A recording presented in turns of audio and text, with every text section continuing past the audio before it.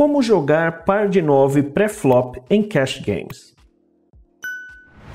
Pares médios como par de 9 estão entre as mãos iniciais mais difíceis de jogar no No Limit Hold'em.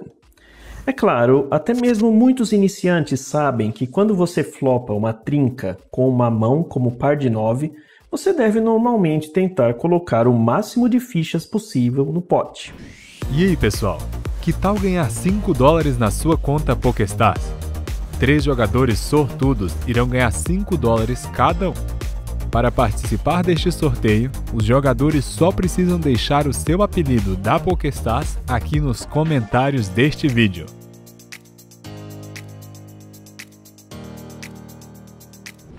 Mas, já que isso vai acontecer apenas em cerca de 12% das vezes, é importante ter uma boa estratégia para jogar um par de 9 que sirva para todas as vezes que você não flopar o monstro. Este vídeo vai te mostrar alguns princípios-chave de como se jogar um par de 9, incluindo como jogar o par de 9 pré-flop, jogar par de 9 pós-flop em diferentes texturas de board e 3 dicas bônus de pós-flop. Compreender a estratégia demonstrada neste vídeo ajudará muito sua taxa de ganho e sua confiança como jogador. Então, vamos começar. Como jogar par de 9 pré-flop em cash games. Vamos começar definindo a nossa estratégia pré-flop. Não aberto. Mesmo que não seja uma mão inicial monstro, o par de 9 é certamente forte o suficiente para abrir a ação com um raise de todas as posições em jogos com 9 e com 6 jogadores. Você nunca deve abrir a ação com limp. Versus raise. É fácil se lembrar de dar raise com 9-9 de qualquer posição, num pote não aberto, mas você começa a ter que tomar decisões mais difíceis quando tem par de 9 contra um raise. Ao se deparar com um único raise, você nunca deve foldar 9-9, mas precisa decidir entre call e 3-bet. Essa decisão depende muito da posição. Encarando um raise do button. O par de 9 deve dar call no button contra raises de posições iniciais e 3-bets quando encarar um raise do cutoff. Dê uma olhada na tabela de raise pré-flop de button, BTN versus low jack, LJ.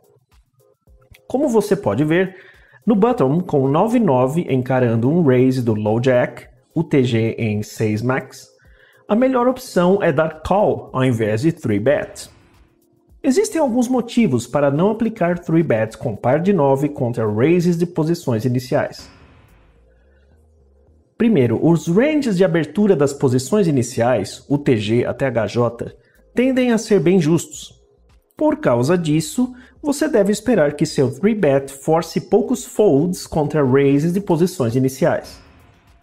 E número 2, você estará numa situação delicada contra um 4-bet do UTG até o UTG mais 2 e não terá equidade suficiente para sempre dar call e pode ter que foldar pré-flop. Que desperdício com o 9-9. Esses fatores normalmente fazem com que o 9-9 funcione melhor com call do que com 3-bet contra aberturas das posições iniciais. Você deve, contudo, começar a dar 3-bet com 9-9 contra raises das posições finais e se preparar para dar call em 4-bet caso encontre um. Versus raise no Big Blind. Esse spot é bastante similar a jogar par de 9 contra um raise no button. O par de 9 deve dar call no Big Blind diante de um raise da posição de cutoff ou anterior. Quando o button ou small blind der raise, você pode considerar dar 3-bet por valor. Versus raise na posição de cutoff ou anterior. O par de 9 pode dar call da posição de cutoff ou anterior diante de um raise das posições iniciais, UTG até o UTG mais 2. Isso, claro, a não ser que você prefira nunca dar cold call dessas posições, o que muitos jogadores de cash game preferem fazer. Se você não quiser ter um range de cold call, o par de 9 é forte o suficiente para ser incluído no seu range de 3-bet. Contra um raise do low jack, você pode utilizar uma estratégia mista, contendo 3-bets e calls desde o cutoff até o hijack. Mas eu prefiro o 3-bet, pois ele dá a chance de isolar o low jack. ao mesmo tempo em que também desencoraja os jogadores depois de você, particularmente o button, de aplicarem squeeze. Além disso, o 3-bet lhe dá a chance de levar o pote pré-flop, um resultado bem-vindo com o par médio. Contra um 3-bet. Jogar 9-9 contra um 3-bet é simples, the call. O par de 9 possui equidade suficiente até mesmo contra ranges de 3-bet justos para ver o flop, e raramente tem força bastante para dar 4-bet e levar o stack todo. Suas decisões após o flop em potes de 3-bet dependem muito do board específico e do tanto de pressão que seu oponente vai colocar em você. Como jogar par de 9 em diferentes texturas de board? Como mencionado na introdução, mãos com o par de 9 podem ser bem complicadas de jogar corretamente, principalmente pós-flop. O motivo para isso é bastante óbvio.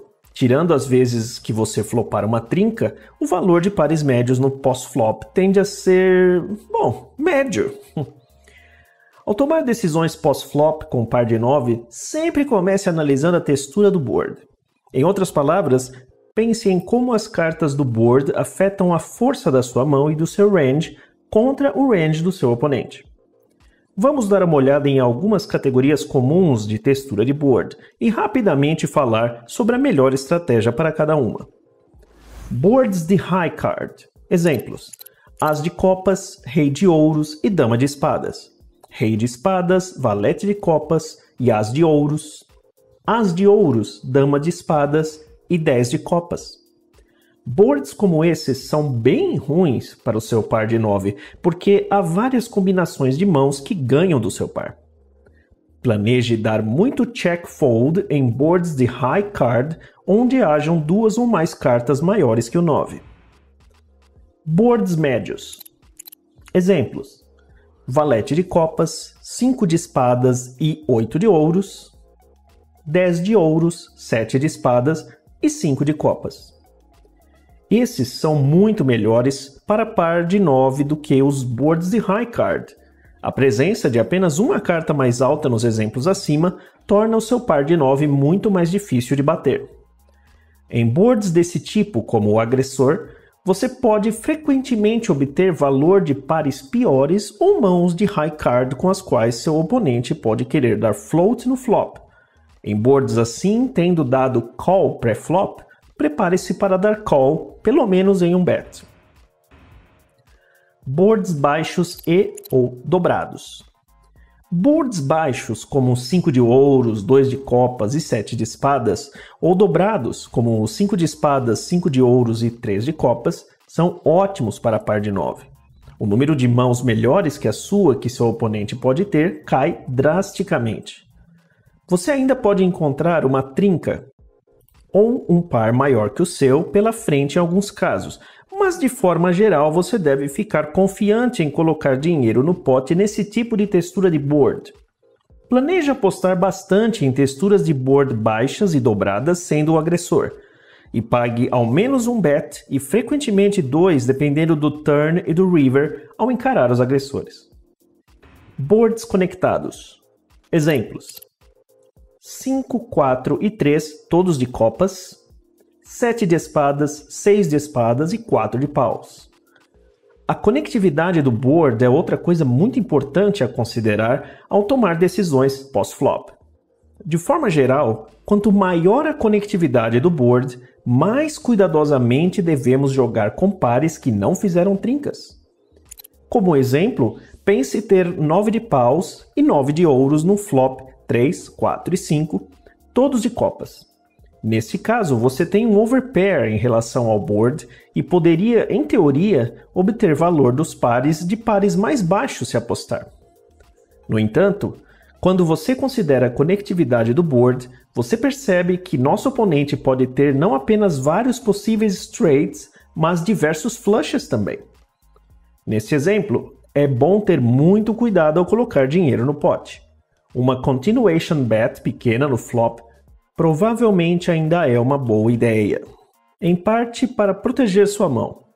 Mas se o seu oponente reage com um check raise, provavelmente você deve optar por foldar um bom percentual das vezes, apesar de ter um overpair. De forma similar, se neste exemplo você estiver fora de posição tendo aberto o pote, deve ser melhor dar check ao invés de continuation bet para controlar o tamanho do pote. 3 dicas bônus de pós-flop. Antes de acabar esse vídeo, eu queria listar mais algumas ideias úteis para se pensar ao navegar com par de 9 no pós-flop. Número 1. Jogue agressivamente quando acertar uma trinca. Pode parecer óbvio, mas é importante não se pegar fazendo slow play com trinca muito frequentemente. Ao decidir se faz ou não slow play, é bom considerar coisas como o range do seu oponente, a textura do board, a probabilidade dele apostar em várias streets na maioria dos boards. Tentar considerar todas as variáveis pode ser complicado, mas em geral você descobrirá que a melhor abordagem para jogar trincas é dar bet raise de forma agressiva e construir o pote você mesmo, em vez de arriscar perder EV fazendo slow play. Nota: se quiser muito mesmo, fazer slow play em posição com a maior trinca em texturas de board secas é o que faz mais sentido. Por exemplo, dar check call com a intenção de um check raise no turn ou no river com par de 9 num board 9, 5 e 3 rainbow é uma jogada sólida. 2. Atenção ao turn. Mãos de força média com par de 9 terão grandes mudanças de valor dependendo da carta do turn. Turns que forneçam overcards ou cartas que completem draws podem fazer do 9-9 um candidato para um check fold fácil quando for agredido. Já os turns que mostrem uma undercard ou que dobrem o board geralmente são bons para par de 9 e podem lhe dar a chance de apostar por valor em mais streets ou de pagar uma aposta do oponente. Número 3. Atenha-se ao plano. Os grandes jogadores de poker deixam a menor porção possível de seu jogo por conta da adivinhação ou de um feeling. Digo isso por achar que com mãos como par de 9, os jogadores podem se pegar querendo dar muito call ou apostar muito agressivamente, independente de boards com texturas ruins. Creio que é algo emocional que vem com a frustração de não flopar uma trinca ou um overpair, combinado com não querer ser expulso de uma mão decente por um blefe. Mesmo jogadores bons podem se perder nisso às vezes, então lembre-se sempre de que após aprender a sua estratégia, você deve se ater a ela. Finalizando. Não há nada mais divertido do que flopar uma trinca e colocar as fichas no centro, mas você não vai fazer uma trinca com par de 9 em 88% das vezes. Utilizar as estratégias listadas acima vai ajudar muito a maximizar seu valor e minimizar suas perdas com essa mão complicada. Você joga par de 9 de alguma forma diferente das que esse vídeo recomenda? Conte para mim nos comentários abaixo. Obrigado por assistir e eu vejo você na próxima. Boa sorte!